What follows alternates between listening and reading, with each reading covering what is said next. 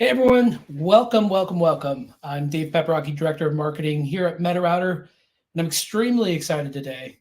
We have some great topics to unpack, some great companies to discuss, and kind of showcase how we partner together and some of the great things that we're allowing our customers to do. So thanks again for joining us. We're really excited to talk real-time data. And more specifically, we want to talk about the ability and unpack what real-time data does to help your company swiftly and effectively kind of navigate current events and consumer trends, and navigating those trends is paramount. So in the famous words of Ricky Bobby, if you're a fan of that movie at all, if you ate first, you're last. And while that of course is hyperbole, there is some truth to it. You don't want your competitors to connect with your consumers in a way that could potentially be faster or more meaningful than you're able to. So today we're diving deep into why real-time marketing is not just a buzzword, but a vital strategy for organizations, both big and small. And we're going to talk more specifically around what Braze and Census and MetaRouter can do to kind of unlock some different approaches and drive more meaningful customer experiences and more meaningful engagements that ultimately produce better results. And so we'll dive into that. And so I'm very excited to be joined by two of our great partners. Dave from Braze. We just announced our official partner release, our announcement yesterday with Braze, and we're delighted of that. And Katie from Census, who we've been partnering with for a while as well. Welcome to both of you. Very excited to have you both here. Thanks for having us, Dave. Of course. Dave, if you don't mind, let's jump in briefly, talk a little bit about your role at Braze and more specifically what Braze does, and kind of share some of that. Yes, great. Oh, nice to meet everyone. Dave Vivicchio. I'm a solutions consultant here at Braze. For those of you who don't know what Braze is, we're a customer engagement platform. We enable you to have conversations with your customers across channels such as push, email, SMS, WhatsApp, in-app, and in-browser messaging, amongst others. We have about 1,600 plus employees across 10 offices worldwide. We process lots of data in real time, which is obviously the context for in context for this conversation today. And we integrate with tons of great partners like Census and MetaRouter. Katie? Thanks, Dave. Hey, everyone. This is Katie from Census. So Census is a data activation platform that's powered by reverse ETL technology. And what we do is we bridge the gap between first-party customer data and insights that you already have, and the tools that marketers use every day, like Braze, Salesforce, Google Ads, Meta Ads. So everyone has the data they need at their fingertips to take action. We work with a lot of B2C and B2B companies like Canva, Activision, Orange Theory Fitness, and Sonos. And we were also Braze's Technology Partner of the Year. Just wanted to shout that out. Oh, yeah. Webinar is just one of the many ways we work with Braze, and we also partner very closely with MetaRouter. So excited to be here. Awesome. And before we dive in, let's intro MetaRouter as well. So at the core, MetaRouter is a server-side tag removal solution. At the core, we are obsessed with data privacy and performance. So we're working with large organizations, medium-sized organizations, to truly help them take control back of their data, or take back control of their data. And a lot of what we're doing is powering a lot of these real-time experiences, right? So collecting the data can often be difficult. and wonky, which I love that word. So we enable the seamless streaming of data in real time. So essentially, as soon as customer engagements or data is generated or updated, it can be instantly processed and integrated into your systems like Braze, like Census, for timely and responsive actions, of course. So another kind of key point about MetaRouter as well, we offer a superior degree of flexibility and customization options. So what does that mean? We essentially allow the organizations we work with to really tailor their data management and integration workflows according to their specific needs. And as we work with our customers, we learn a lot. We also learn about some of the technical complications they have around just getting data and how difficult that can be to actually drive meaningful experiences within marketing and customer engagement. So MetaRouter obviously is you can kind of think of us as the pipelines powering a lot of these real-time experiences. And we'll unpack a little bit more about that as we dive in, of course. So before we get started, I've been in the industry for a while now, and I remember this is probably about 15, 20 years ago. I think I was working with a marketing automation platform. I think it was Silverpop or VTrends, one of the two, maybe one and the same thing. But I remember sitting down at my desk and thinking about how we can what additional levers can we pull to really drive some better results, right? So, in that time, it seems basic now, but even mass customization using first names really made a difference. While it did take some effort, pulling your database list and seeing where you're missing first names or where there's misspellings, or testing, the code to make sure that it works properly. A simple A/B test proves that just using your first name makes a significant difference in personalization. And of course, that's grown and evolved over the years. But, something as simple as using first name, literally drives results. And so as we've progressed over the last 15, 20 years, we can see how far we've really come. So we started, that first name personalization in the email to now really hyper personalizing full customer journeys in a true one-to-one fashion. So if we're, as we're looking at this chart here, we see that basic data collection, right? Using your CRM or your purchase history or customer data, just adding that into the follow-up communications. And then we have rule-based communications, a lot of if-thens or if-then that kind of statements. And then we go into behavior patterns and customer similarities, which still was a relatively manual process and still kind of is today. And now we're even progressing further into behavioral predictions and analytics and using, data warehouses to really store all these unique events and purchase histories that are helping really drive meaningful results. And more importantly, not distracting customers for why they're at your e-com shop in the first place. Is they want to learn what you have, how it can either help them or solve their needs, or is something exciting to purchase. So those behavioral predictions are unlocking a lot for us. And of course, another buzzword that we could spend a whole probably day on is AI, right? And so how are we leveraging that data and some of the AI capabilities looking into the future to really change and have an impact on some experiences. So, talking a little bit further, and Dave and Katie, I'll look to you to kind of talk about this a little bit more.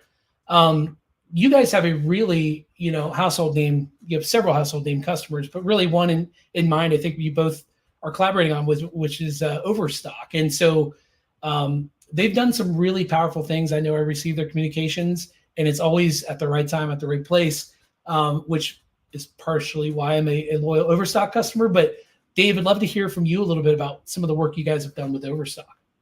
Yeah, thanks, Dave. And I think your last slide and your talk track really speaks to sort of this example for Overstock. So Overstock wanted to enhance their cross-channel customer engagement strategies to reach its audience better. And they want to be more targeted and personalized. But to your point, that goes beyond just maybe changing and inserting a first name. But what about meeting your customers where they are in the channel that they're in at the right time for them? So using Braze, Overstock was able to send less email while increasing relevance and value. And it resulted in a 21% conversion rate, an open rate of 38%, which is about 3x higher than industry benchmarks. So really meeting your customers where they are and using that personalization, not only within the message itself, but the type and timing can make a huge impact. And in addition to in-app messages, we've talked about email being around for multiple decades, but it's still one of the most effective customer communication channels. And sending timely personalized emails can help you capture demand at the moment of intent. So imagine a scenario like during Black Friday, maybe there are hundreds or even thousands of shoppers on your website. Bringing in that example from moving up that personalization hierarchy, maybe you have a propensity ML model that tracks purchase intent signals, like a shopper who views an item multiple times, they had an item in their cart for over an hour, or they added an item to their wish list. Maybe the item got sold out. So if the item comes back into stock, you want to communicate to that customer immediately so they can either buy it before the sale ends or buy it before someone else snatches it up.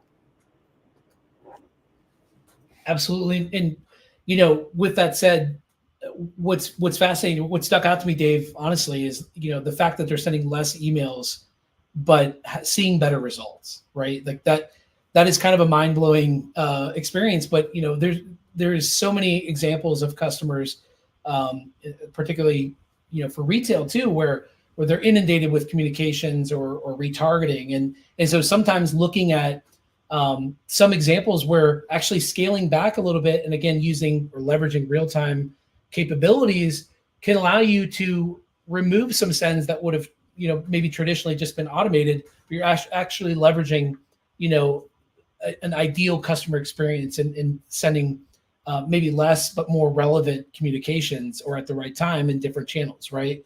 And so I think that's actually a really powerful point of view.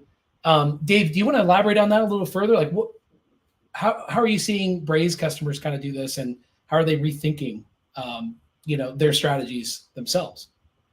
Yeah, that's a great question. So, I mean, I get it. It can seem daunting, right? Like this idea of using mass personalization to all your customers, doing it in real time.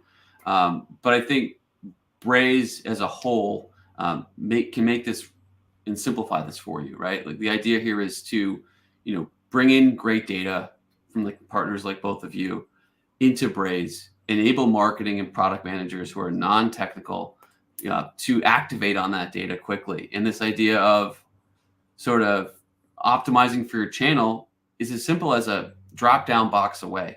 We have within our Sage AI, Start Anywhere, Go Everywhere AI suite, something called Intelligent Channel that allows you to actually select a filter. So send people down the right path based on their previous behavior. So we can really enable you to make these changes in a quick, efficient manner. But of course, the other thing is, you want to, in terms of real time, we've all been there. We've all gotten the message to buy or subscribe to something the day after we've already bought or subscribed to that product or service. Yeah. And this idea of an exit criteria. If a user does the thing that you've asked them to do, they are your customer now. How do you remove them from that journey? And so both save your customers' time and save your spend if it's like a paid channel like email or SMS. So there are many different ways to accomplish this, Dave, within Braze, and it all can sort of stem from having that great data that we can get from both partners like yourselves and enabling marketers and product managers to be self-sufficient in using the tool. Yeah, Katie, what are your thoughts on that? Yeah, that's a great point for some of the technical innovations that help non-technical teams overcome some of the problems or maybe some of the difficulties that existed with real-time before. Right. So definitely agree with all of that. And I think sometimes it's also an education or awareness hurdle that exists that prevents companies from using real-time data more effectively. Because data infrastructure in the past, like cloud data warehouses, it was slow and it didn't really support real-time use cases up until very, very recently. So marketing teams were used to things like waiting 3 days to receive a VIP customer list from their data team, or just expecting their dashboard to be 6 hours out of date. Like these are things that all of us as marketers have been used to. So people aren't necessarily used to working with data that can move at the speed of light. So they don't know that they can implement real-time use cases in an easier, more impactful, and more cost-effective way.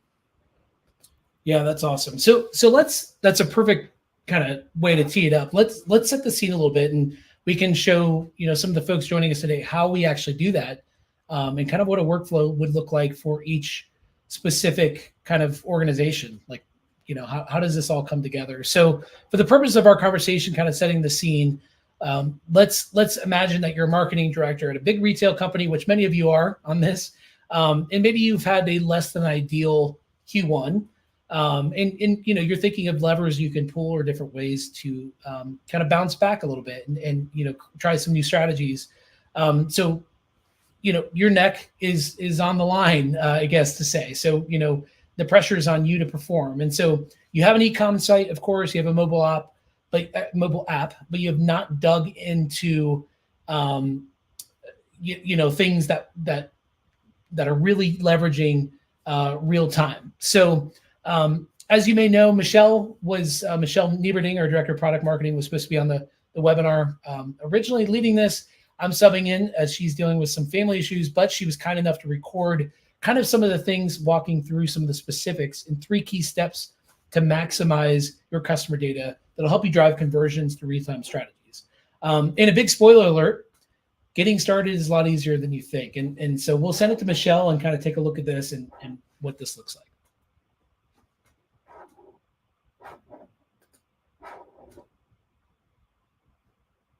Thanks, Dave. So let's think about why we're talking about real-time marketing now, right? So similar to what we heard about first-name personalization, the technology could not always support that. And similarly, we are finally living in the age of real time where this concept is a true reality. And that's because we now have unprecedented access to data and technology that really enables brands to deploy targeted messages with unparalleled precision and speed, right? The key here being speed. And so today, we're going to talk about these 3 critical components that you need to harness the power of real-time marketing and really turn that strategy into truly effective interactions. And this, of course, starts with data collection, right? You literally cannot do real-time use cases without having the ability to collect and route that data in real time. So let's dig into what this means. So our journey today in the scenario of a director of marketing in retail that really needs to boost conversions. So this journey will start by simplifying your customer behavior tracking from your website or multiple sites if you have them, your mobile apps, your servers, etc., by centralizing that at the point of collection, a single point of collection, and streaming that data to all of your other destinations in real time, whether that be Braze, Census, or any other downstream tooling. So when thinking about what type of data should I track to implement these use cases, now my recommendation is always start with your use cases. What are you looking to achieve? In this case, you want to drive conversions, right? Is that on your mobile app? Is that on your e-commerce site? Does it matter? Is it just conversions in general? And what are those use cases actually look like? We talked about the elephant in the room, right? Real time isn't always necessary. And so think about where the necessity comes in. So then you can think about what type of data to track. We track event data with a first party tag, and that's really important to note because, of course, the deprecation of third-party cookies, knowing that and having that kind of infrastructure in place is really, really important. And then that event data is routed server side to specific endpoints, which means you can have literally sub-millisecond delivery. And then that event data is added to persisted profiles within your CDP, such as Census. And I think what's even more important here when you think about the data collection piece and the tracking is for anonymous users as well. So we all the time see large groups, I mean like significant numbers of anonymous users that previously aren't able to be addressed, right? But with MetaRouter, we actually create our tag creates an anonymous user ID via a first party cookie. That is important. And then the tag syncs the anonymous user ID with a publisher or ID spine so that we add in those addressable identifiers so that you can target them. So these are some key things to think about what you want to track to enable those real-time use cases. And some examples, I was just dealing with a Sephora sale and got some foundation from Elle, so I use that as an example here. Very timely for me, but also within the retail perspective that we're talking about today. And as you're simplifying the consumer or customer behavior tracking from your sites, all these different places, right? In general, as like a very important rule of thumb, better data collection starts with server-side tag removal. So 2 components to quickly unpack here. One is the idea of tag removal, right? So I encourage you all to think about what tags do you have on your site right now? We typically see an average of like 40 to over 100 third-party tags on e-commerce websites, which is insanity, right? Like trying to manage those tags and understand what tags exist, what data are they collecting, where are they sending that data, where are those tags sending data to other tags, right? It is literal chaos, not to mention the fact that it's making your website slower. In some cases, it can actually bring down websites altogether. We were actually founded on the fact that third-party tags were bringing down multiple retail sites for hours. We've also seen it happen for days with that brand not having control of getting their site back up because a third-party malfunctioning tag has brought it down, right? It's an issue. So we want to remove those tags, simplify to a central point of collection, and make sure that you are in full control. Your website is protected, that you can always drive those conversions because you are handling that collection and that routing, right? So that's one thing to think about. The second thing here is server side. So the main difference between client side and server side tagging is where the process and execution of those tags actually occur. So client side tagging executes in the user's browser, while server side tagging executes on the server hosting the website or the application. So in our case, we actually move you server side. So we can remove those third-party tags and improve the user experience on your website. Additionally, our server-side tracking actually eliminates the fragility and inaccuracies that are introduced by browser-based tactics, right? So things like plugins, ITP, which is intelligent tracking prevention restrictions, and those misconfigured tags that are literally bombs dropped on website. We do not want that. So by providing a direct and a secure pathway for that event data, we're actually unveiling conversion and behavioral data signals even in the toughest tracking environments. So what we see is actually helping brands collect up to 30% more data because of this. And we can ensure that you're tracking your marketing efforts with precision because we're boosting both the efficacy of the tracking mechanism, right? That's safeguarding you against revenue loss that can be associated with poor signal density and poor capture efficacy. Like it is chaos. The other important thing to note here as well is that the ID generated by MetaRouter that we use to join all of these events together for a single user persists for a very long time. So because it's a first party cookie that we put on there, right? It actually persists 9 to 12 months, which means the longer the cookie lasts, the longer you can attribute events to that same person. So because it's classed as a functional cookie, it has a longer life than other cookies, especially in Safari, for example, meaning you can join those events together for longer, which for a retail perspective for today's use case is hugely, hugely important.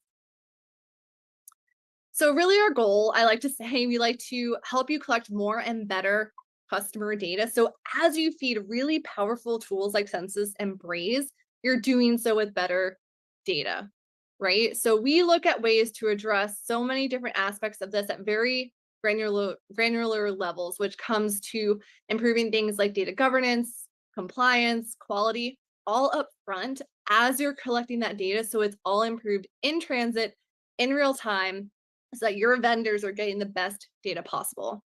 We also make sure that you're sending this data to your vendors in the right format. So things like hashing inputs before you send them so that the data they're receiving is in the right format, right? Instead of, if you're receiving data that's in the wrong format, you have to like manipulate it straight away, put it in the right format before you send it anywhere. It's just like such a pain in the butt when you're really trying to execute things in real time. You don't want to have to deal with that. So we take care of all of that in route, in transit, in real time. So when it's powering those downstream tooling, you are good to go.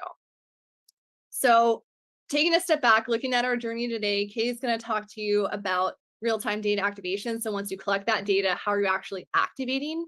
But I want to do a quick recap on this data collection pillar because I feel like sometimes it gets overlooked in the importance of executing real-time use cases.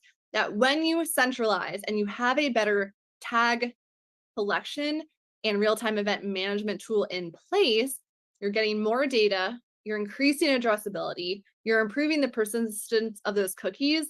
And when it comes to conversion tracking, we see a huge benefit in the reliability of that tracking. So in many cases, some platforms will show different conversion tracking numbers, and we've seen fights with teams and confusion or time spent trying to figure out like, why is this platform showing something different from this, right? It's like such a pain. So also making sure that everything is talking to each other, that you're eliminating that variability and that time spent trying to dig up where that difference is coming from. We handle that as well. So again, by the time that the data gets to Census and Braze, you are good to go. So with that, I will pass it over to Katie to talk about real-time data activation with Census. Awesome. Thanks for doing that, Dave. And thanks, Thanks, Michelle. Dave. So let's think about why we're talking about real-time marketing now, right?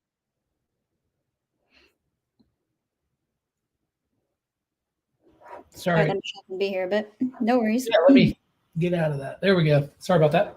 Awesome. So let's talk about how to use the data that you just collected, that Michelle just discussed, in a more effective and more timely way. So the biggest challenge with customer data, if you can go to the next slide, is that IT and data teams are collecting vast amounts of customer data and creating these clean and compliant data sets. But that data is usually housed in a cloud data store like Snowflake, Redshift, BigQuery, or Databricks. And that's not accessible. It's not friendly for marketing teams for their daily activities like launching campaigns, sending more personalized emails, and setting up messaging experiments. So without a tool like Census, it's costly and time intensive to connect those insights to the business tools where marketing teams do their work, like Braze. So in the middle, you can see the typical process for marketing teams to get data is some sort of ticket or data access request to technical teams. Maybe it's a static dashboard that they see data in. And that really limits how quickly marketers can launch campaigns and experiments. So the solution is, instead of using a CSV or a static dashboard or some other manual system that creates siloed copies of data, connect your marketing tools directly to the source where your data lives. And that all sounds great, right? But talking more specifically about real-time data, what stopped businesses from using this approach for high-speed use cases before? And in the past, there were technical limitations, and they were really only just solved in the last 6 months. So we're talking real cutting-edge tech here.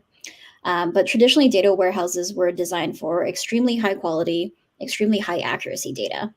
They're amazing at storing and aggregating data. They have a lot of compute power for complex calculations and analytics. So they served as sources of truth for data, but they weren't fast enough to power these real-time use cases that marketers really need oftentimes when you need data in single-digit seconds. So some companies that had real-time use cases, like travel companies that need to send push notifications if a train or plane is delayed, or maybe a gaming company that needs to pay out on a bet immediately after a sporting event is over, they would have to build these separate real-time infrastructure or separate real-time architecture that was extremely complex and in some cases would take years to set up.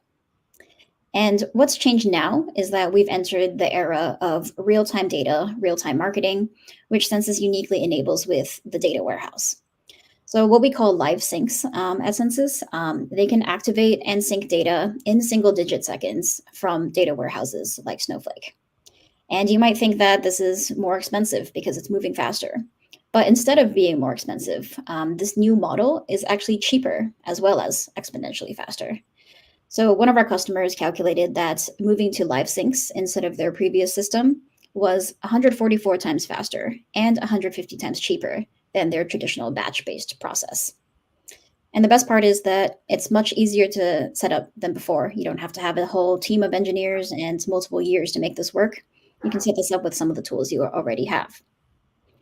So going back to that retail director example that we talked about, you can use those behavioral events that you've been tracking, like page views, button clicks, or purchases, to immediately trigger actions in downstream marketing tools like Braze, Google Ads, and Meta Ads. So on the left side, that's kind of your data infrastructure. Census is the connective tissue that connects that to the right side, which is your MarTech stack. And if you need to do real-time enrichments on that data, like joining customer profile data to events, you can do that with something like Snowflake Dynamic Tables as a source. So really, it's flexible for any kind of event data or customer profile data you might need to activate in real time.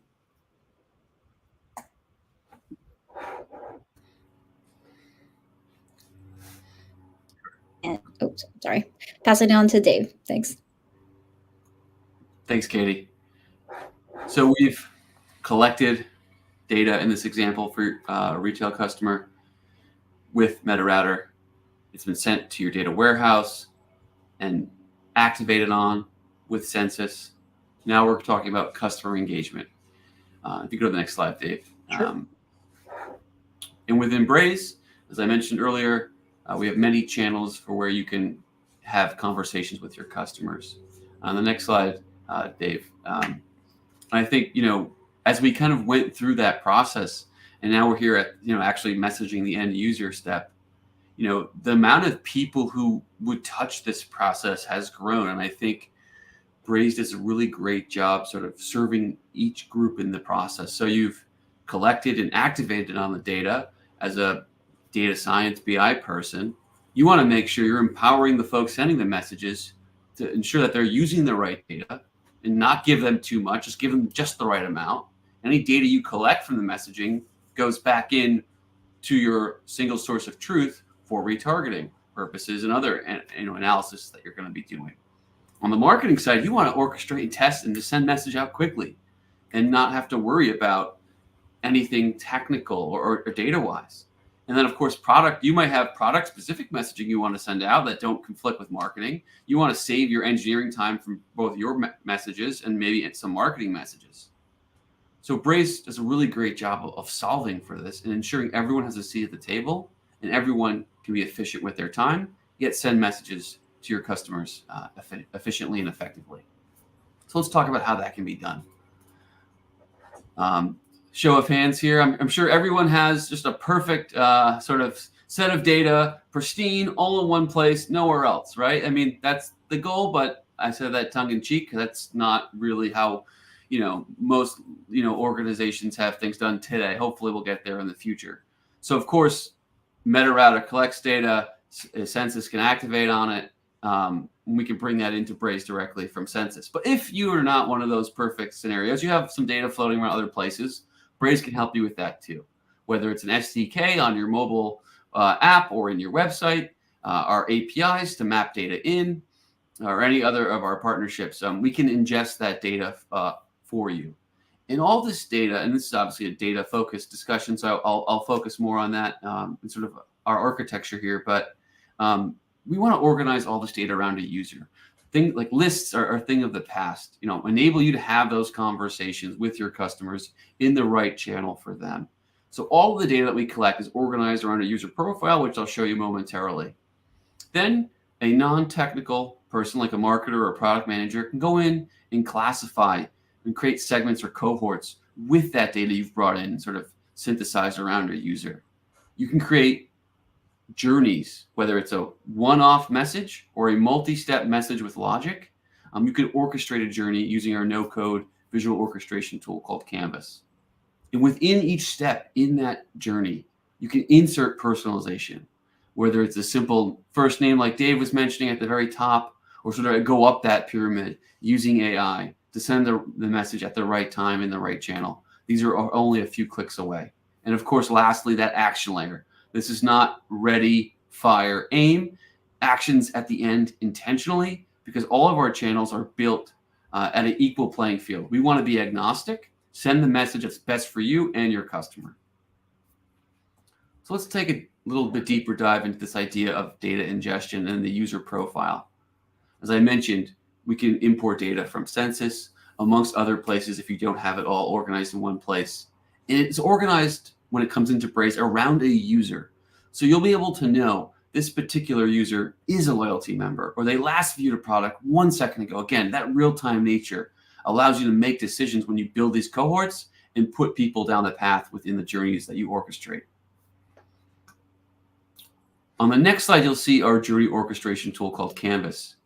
Here you can create a message, add multiple message channels within one step, insert a delay step, insert some logic like a decision split, and even insert an intelligent channel selection. So an email person will get an email and a push person will get a push person.